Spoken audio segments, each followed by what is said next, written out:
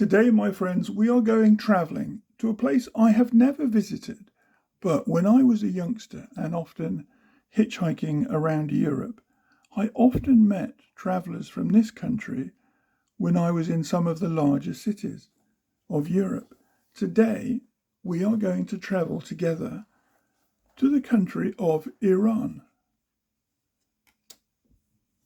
Iran, the country. To many Europeans, Iran is better known as Persia and associated with the medieval period in which her writers, her painters, her philosophers, and her scientists were to inspire the world. The very name Persia conjures a picture of a Persian garden with its roses and poetry and nightingales. The visitor's discovery in modern Iran that Omar Khayyam ranked in his country as a second-class poet and was better known at home as a mathematician and an astronomer will prepare him, the visitor, in a sense, for the Iran of Abadan, where science and commerce prevail. But behind today's realism and the new tradition of modernization started by Reza Shah, virtually the creator of modern Iran, and carried on by his son, the present Mohammad Reza Shah Pahlavi, there are 1,000 vibrant echoes of a recorded history that impressively covers 2,500 years of civilization. The great empire of 500 B.C., extending from the Indus to the Aegean, has dwindled to an area of 628,000 square miles in the southwest of the Asian continent. But in the cities of Persepolis, the ancient poetical capital of Persia, of Isfahan, Shiraz, Meshed, Rey, Varamin, Qum, and many others, there are relics of art and architecture of rare splendour and accomplishment, evidence of the Persians' extraordinary resilience and ability to flourish despite the vicissitudes of many periods of alien occupation and domination. The capital, Teheran, 9.5 hours by air from London, 7.5 from New York. I'm rather going to correct that, 17.5 hours from New York. The capital is transitional, paradoxical with its mingling of ancient and new, dramatically backed by the Elburz mountain range. It is a fascinating city full of art treasures. The fabulous Golistan Palace, which houses the Peacock Throne, priceless carpets, illuminated manuscripts, and exquisite miniatures. The treasury of crown jewels, several wonderful museums. Darband and Shemran are delightful summer resorts, and there are several seaside towns along the shores of the Caspian, the largest inland body of water in the world. Oil is the key to Iran's economy. Abadan on the Persian Gulf, the main oil centre. Other industries are textiles, carpets, cement, cotton, cigarettes, sugar refining, copper, silk, tea processing, caviar, and fisheries. The vast majority of Iran is barren desert, but between the Elburz Mountains and the Caspian Sea, and at Khuzestan in the south, there are lush, fertile regions where fruits, vegetables, and rice are grown. Before landing, coming into Tehran, you will fly over the Elburz Mountains, snow-capped Demavand, 18,934 feet, is the highest peak.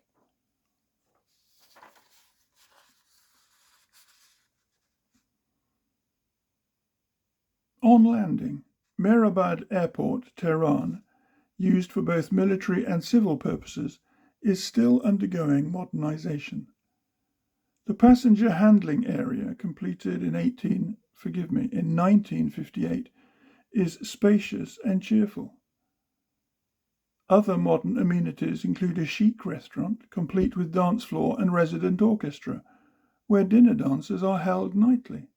Imagine that in the airport. Nightly dinner dances. Drive into town takes 20 minutes. The people.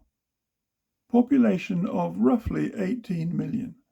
Consists mainly of Iranians, with substantial minorities of Arabs, Armenians, and Russians. Iran is a constitutional monarchy headed by His Imperial Majesty, the Shah and Shah, which proud title means King of Kings. Predominant religion is Muslim.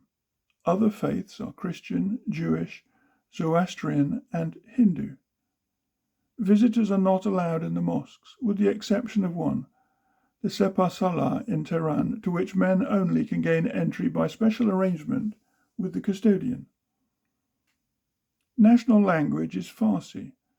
Public notices are occasionally in French and English as well as Farsi. There is still a high rate of illiteracy, but educational opportunities are improving. Traditional costume is worn in the provincial villages and by tribes like the Kurds, bahktiaris, and Kashgais in remote desert regions. In some provincial towns, the veil is still worn by many women, and an all-enveloping black garb known as chador by peasant women. Otherwise, dress is westernized, and so, outwardly, is the social pattern, though even the cultivated and cosmopolitan Iranian adheres to ancient customs. For example, it is an offense to address an Iranian wife without first being introduced. Climate and clothing. On the high plateau, Teheran, Shiraz, Isfahan, the weather is warm in spring, hot in summer, cold in winter. Low-lying areas around the Caspian Sea and the Gulf are much hotter in summer, not as cold in winter. Tehran, average temperature in summer is 83 degrees Fahrenheit. Highest 99, lowest 66. In winter 43 degrees, highest 63, lowest 27. There are occasional brief rain showers in winter and early spring, heaviest during March. Dust storms sometimes blow up in July and August.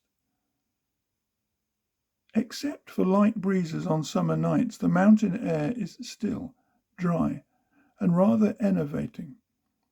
The hillsides are stony, parched, and treeless, yet roses and geraniums are at their best in this climate, adding splashes of brilliance to an otherwise colourless landscape. Only birds and animals to be seen are crows, pigeons, donkeys, and an occasional string of camels. Clothes that you will need in summer: tropical lightweights, silks, cottons, white dinner jacket, light cocktail dress. In winter, warm woolen clothing, heavy top or fur coat, mackintosh, strong shoes or fur boots, dark dinner jacket, short evening dress. Persian women in Tehran have a flair for clothes and inherent good taste. They are never seen wearing slacks, sundresses, or shorts in public, and visitors should be careful to observe this rule. Laundering and dry cleaning service is good, quite quick, within 3 or 4 days, and very reasonable. 25 rials for a man's suit. Barbers and hairdressers' salons none too attractive, but results good. Shampoo and set, 100 to 150. Haircut for men, 30. Tip, 10. Where to stay in Tehran? Park Hotel, Tehran Palace, both in city centre, and Darband, 10 miles out. 2,000 rials for a double room with bath, air conditioning, room service. Kayhan Naderi New Naderi Sepid, 1,500 for double room with bath and room service, but no air conditioning. Pazargad, Semiramis, Ferdowsi, 1,200 double with bath, but without air conditioning or room service. Food and drink. Rice is the staple ingredient of most dishes, and there are many delicious kebabs, mostly pieces of chicken or mutton, sometimes interspersed with small vegetables, skewered and grilled over glowing charcoal. Iranians like their bread dry and hard. Probably you won't, and probably you will prefer imported butter and cheeses to local varieties.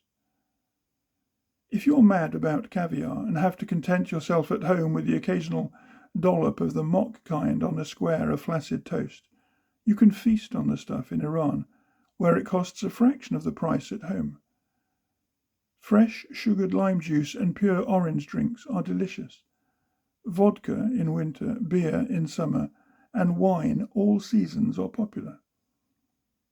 Though tap water is usually safe in the best hotels, it is wiser on the whole to drink water boiled. There are very few good Western-style restaurants in Teheran, but those of first-class hotels and also the airport restaurants are recommended. There are 3 ways of calling a waiter.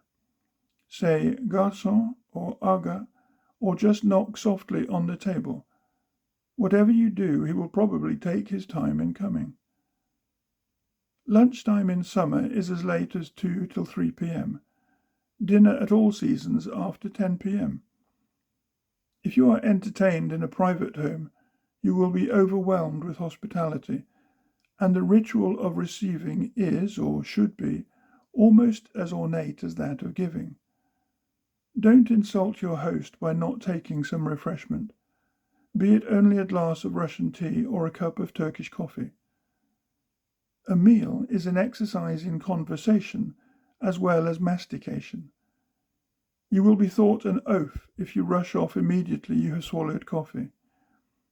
And beware of praising some possession of your host. He may thrust it into your flustered hands and insist you keep it. You would be expected to return the compliment. Sport and entertainment in or near Tehran.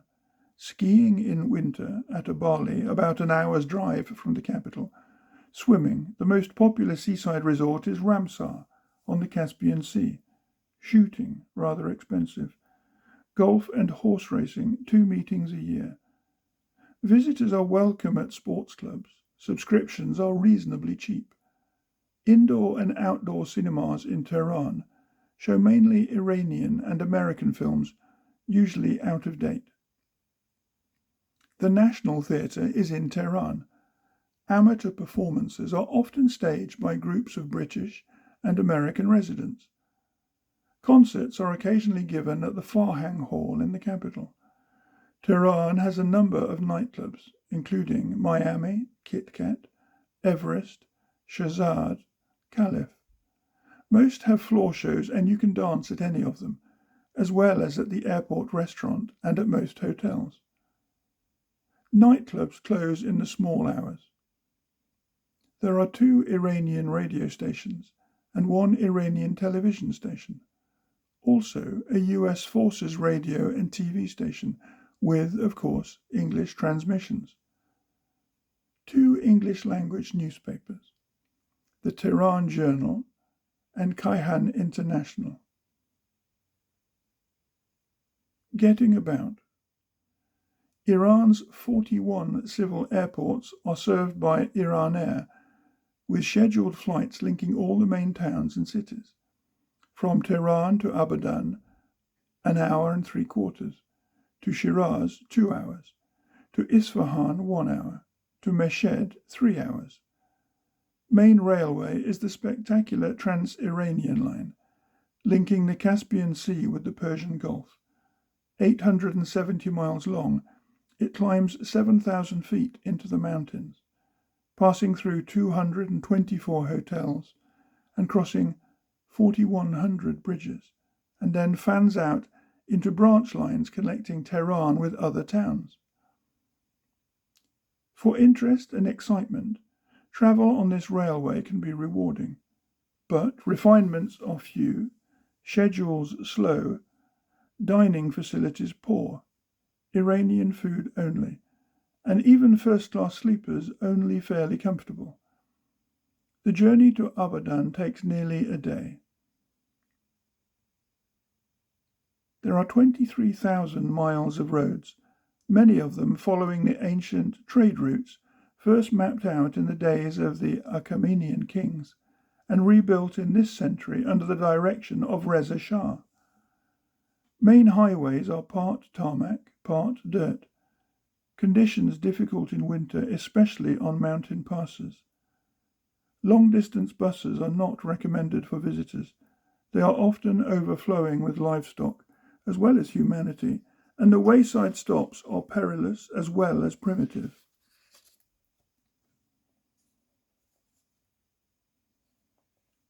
Chauffeur-driven cars, forgive me, I've got a wandering page. Chauffeur-driven cars can be hired for 800 to 1,000 rials a day. Petrol is 25 a gallon. Taxis, white mudguards, charge 15 rial for 1 or 2 passengers, 20 for over 2 passengers within city limits. Outside the city, they may pick up additional passengers unless you strike a bargain when you spike out. Tipping is not usual, but recommended on night journeys as fares are not increased. Municipal double-decker buses and privately owned single-deckers operate in Teheran, but avoid them in rush hours. Droskis, open horse-drawn cabs, are pleasant enough for short trips around the city. Most Iranian peasants use donkeys and donkey carts for transporting themselves and their loads, and camel trains are still to be seen winding their way into the city. Shopping. In Tehran, shops are generally of poor standard, small and individually owned. Only department store is Furushgah Ferdowsi on Ferdowsi Avenue, which stocks a wide variety of imported goods, but they are expensive. Supermarkets, a new development, bear little relation to the Western type, but at least their prices are fixed and displayed. Most rewarding from the visitor's point of view are the Tehran Bazaar and the downtown street markets, where you can bargain, and bargain you must, for a variety of items, some of them exquisite, made by local craftsmen, filigree silver earrings, necklaces and fobs from northern Iran, heavy silver cigarette cases from Isfahan, bracelets, cigarette boxes, belts, decorated with delicate enamelled miniatures, hand-woven silks, engraved brassware. You might also find the traditional pointed curl-toe slippers long associated with Persia, but the much vaunted rugs and carpets, some of which really are superb, may cost as much here as they do at home. It is often worth making your way out of town to buy handmade goods in situ. There are many tailors, shoemakers, and dressmakers, but quality is doubtful and prices high. American cigarettes are in good supply, 35 rials for 20, but English makes scarce and tobacco non-existent. Many visitors develop a taste for local brands, Turkish flavour, 20 rials for 20 cigarettes. Photographic materials on sale in specialist shops and at Furushgah Ferdowsi store, which also undertakes processing for black and white, 24 hours, and aquacolor, about 10 days. Other colour film has to be sent to Europe for processing. Taking photographs of some religious ceremonies is often objected to. Military subjects strictly forbidden. Many Iranian peasants still regard the camera with suspicion, but an offer of money will usually dispel their fears. Officially, it is illegal to take undeveloped film out of the country, but you will find the customs lenient about this, as long as you don't overdo it. There are several bookshops selling a variety of English novels and paperbacks. Shopping hours 8:30 a.m. to 4 p.m, and then again from 5 p.m. to between 7:30 and 10 p.m. Abadan. What a few years ago was just a blank in a sea of sand is now a world-famous spot at the end of a pipeline, for since the desert begins to gush up its riches, Abadan has become one of the most important treasure houses in the Middle East. Standing at the northern edge of the Persian Gulf, it is a typical oil town of convenience, where life centres around the huge cooling towers of the British-built refinery. The company is now administered by a consortium of nations. No one comes to Abadan for the sightseeing, and there is nothing to look at except the desert and the rather unearthly beauty of the pipes and cracking plants of the refinery gleaming in the sun. A 3-hour drive away are the quiet ruins of Shish. 4 hours away, the magnificent Des Dam. Across the Shat el Arab River is khorramshahr, joined to Abadan by a fine new bridge, which you will see as you come into land. Facilities at Abadan International Airport are very poor compared with those at Teheran, and for some reason customs here take much longer letting you through.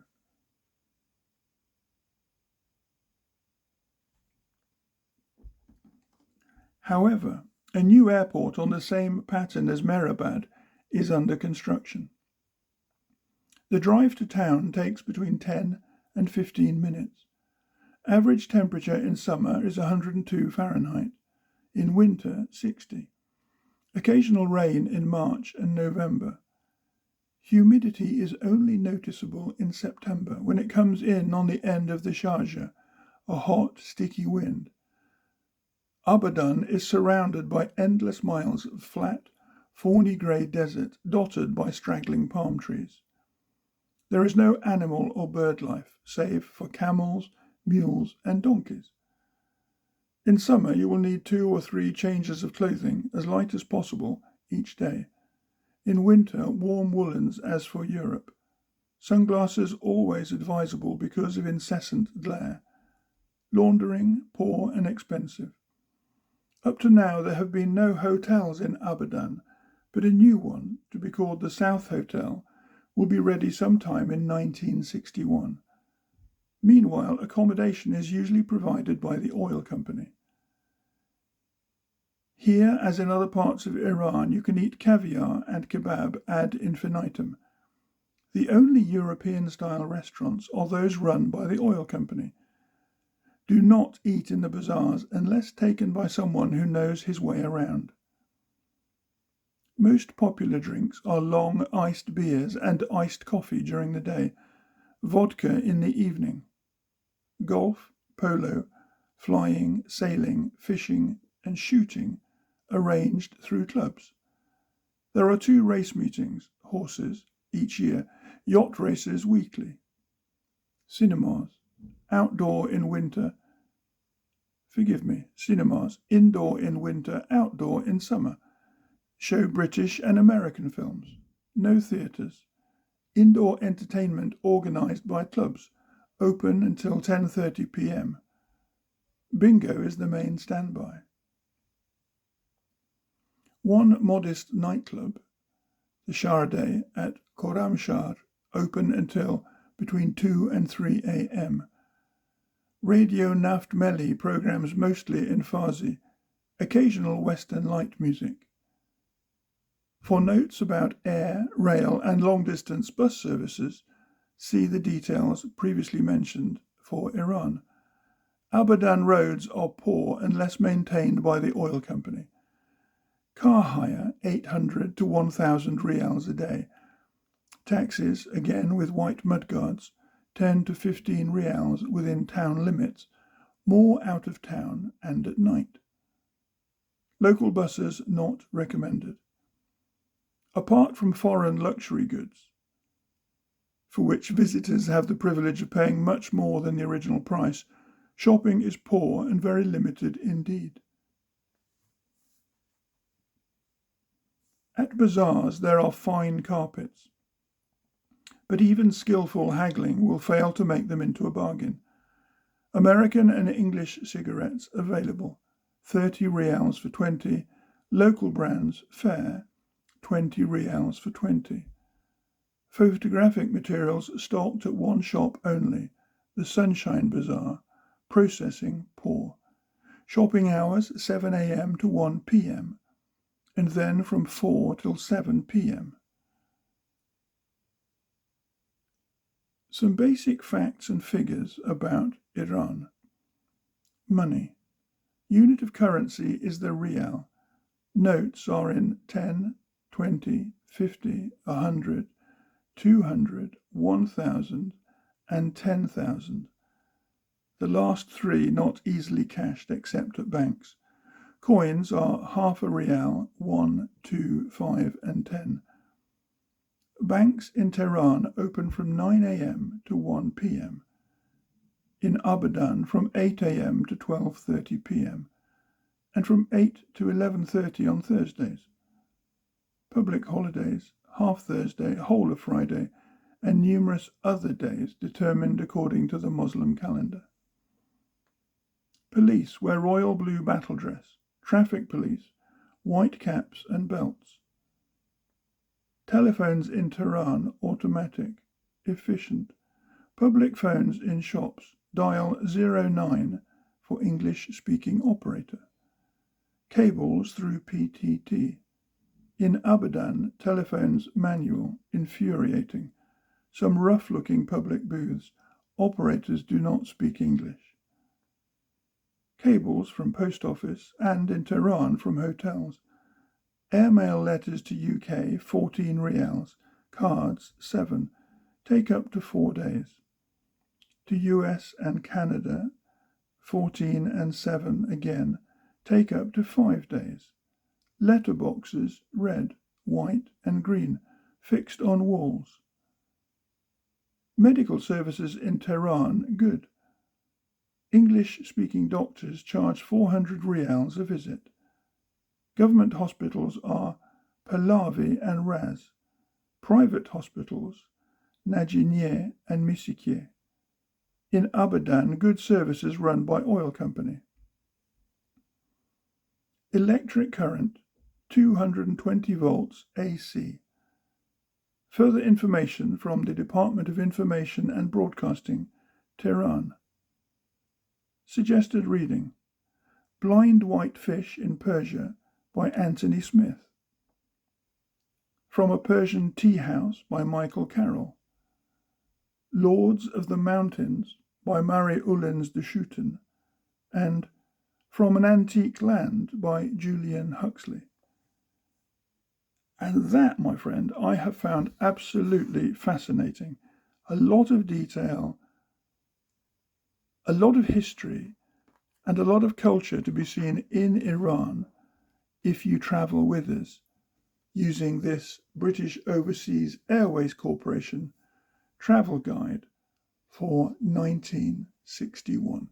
If you've travelled to Iran, if you've been there recently or since 1961, I would love to hear about your experience. It is a fascinating country, and I refer back again to the times when I was hitchhiking around Europe a lot as a late years teenager, sort of 17, 18, and often meeting Persians travelling or studying at universities in France, Austria, and Germany, and some remarkable conversations I had with them about their pride in their country, but also their obviously high levels of literacy and education.